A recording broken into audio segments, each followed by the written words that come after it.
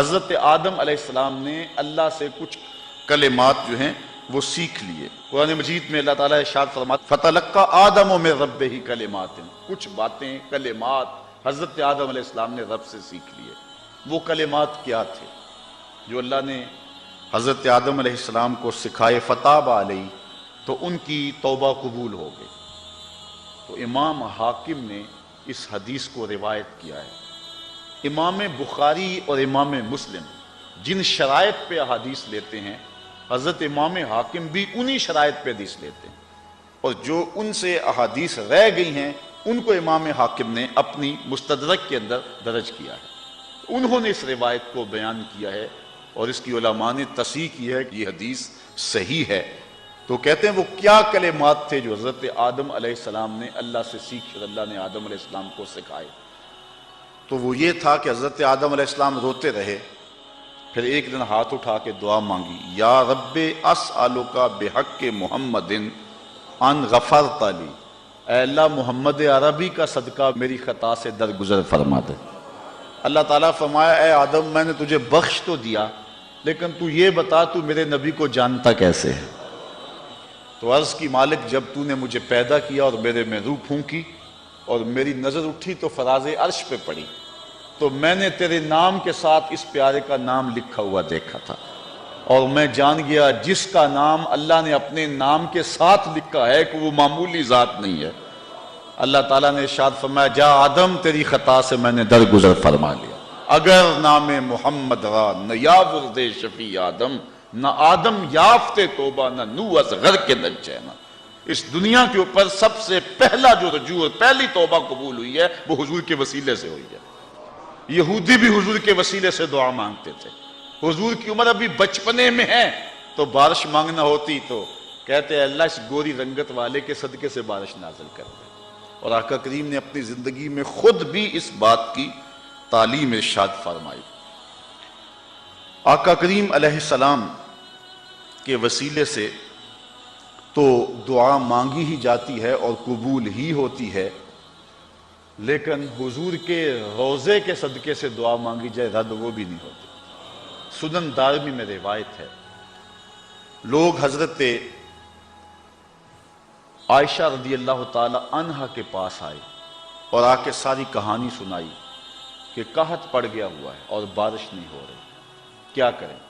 تو حضرت عائشہ رضی اللہ تعالی عنہا نے فرمایا طریقہ میں بتا دیتی ہوں، عمل تم کر لو، بارش ہو جائے گی۔ کہا کیا؟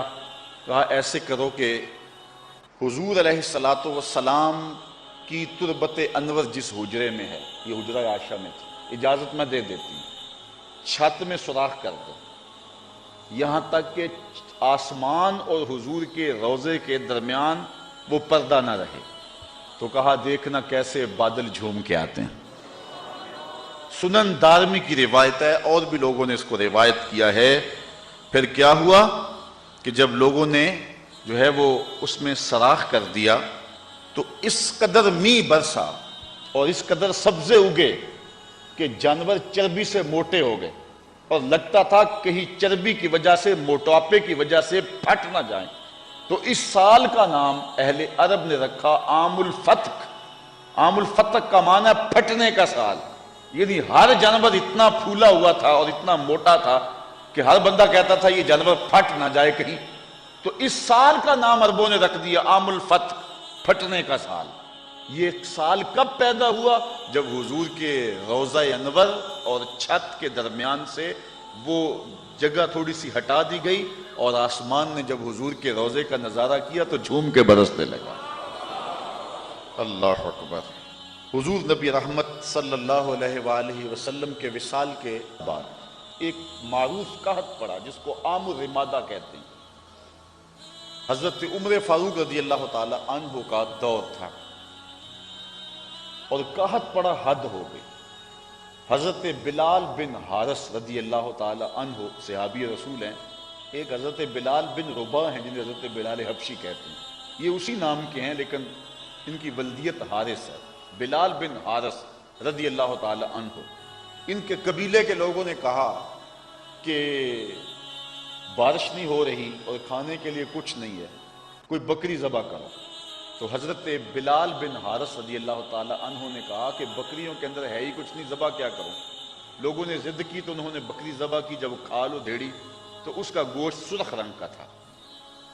تو حضرت بلال بن حارث رضی اللہ تعالیٰ عنہ بڑے پریشان ہوئے اور پھر حضور کے روضے پہ آ گئے، اور حضور کے روضے کے اوپر آ کر حضرت بلال بن حارث کیا کہہ رہے ہیں، سنیے لفظ سن کے، اللہ اکبر، کہتے ہیں یا رسول اللہ صلی اللہ علیہ وسلم استسقِ لأمتک فإنہم قد ہلکوا، اپنی امت کے لیے اللہ سے بارش مانگو، امت تو ساری ہلاک ہو گئی۔ یہ حضرت بلال بن حارث رضی اللہ تعالیٰ عنہ نے دعا مانگی، جب دعا مانگی تو آنکھ لگ گئی، آنکھ لگی تو مقدر جاگ اٹھے، حضور کی زیارت نصیب ہوئی، اور حضور نے فرمایا بلال بن حارث جا کے عمر کو میرا سلام دے دو، اور اس کو کہو کہ معاملات کے اندر زیادہ احتیاط کیا کرے، اور بارش ہو جائے گی، یہ خوشخبری بھی سنا دو۔ تو حضرت عمر فاروق رضی اللہ تعالی عنہ کو جب حضرت بلال بن حارث رضی اللہ تعالی عنہ نے جا کے یہ خبر دی، اس وقت صحابہ موجود تھے، تو حضرت عمر فاروق رضی اللہ تعالی عنہ رو پڑے اور کہا کہ جتنا میرے بس میں ہے اتنا تو میں کوشش کرتا ہوں، جہاں مجبور ہو جاتا ہوں میں وہاں کیا کر سکتا ہوں۔ اور حضرت سیدنا عمر فاروق رضی اللہ تعالیٰ عنہ زاروں کے تار رونے لگے، اور پھر عام الرمادہ ختم ہوا اور چھم چھم می برسنے لگا۔ تو حضرت بلال بن حارث رضی اللہ تعالیٰ عنہ نے حضور کے روضے پہ جا کے یہ کہا، حضور اللہ کی بارگاہ میں آپ دعا کیجئے کہ بارش ہو۔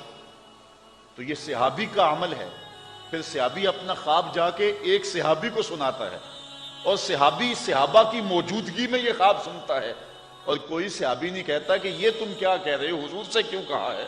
تو معلوم ہوا کہ وہ اپنی حاجتیں حضور کی خدمت میں پیش کیا کرتے تھے، اور حضور کی چوکھٹ سے ان کی حاجتیں پوری ہوا کرتی تھی، اس لیے انہوں نے کوئی اعتراض نہیں کیا، انہوں نے کوئی اس پر بات نہیں کی، بلکہ انہوں نے اس بات کو قبول کیا۔ تو حضرت عمر رضی اللہ تعالیٰ عنہ رو پڑے۔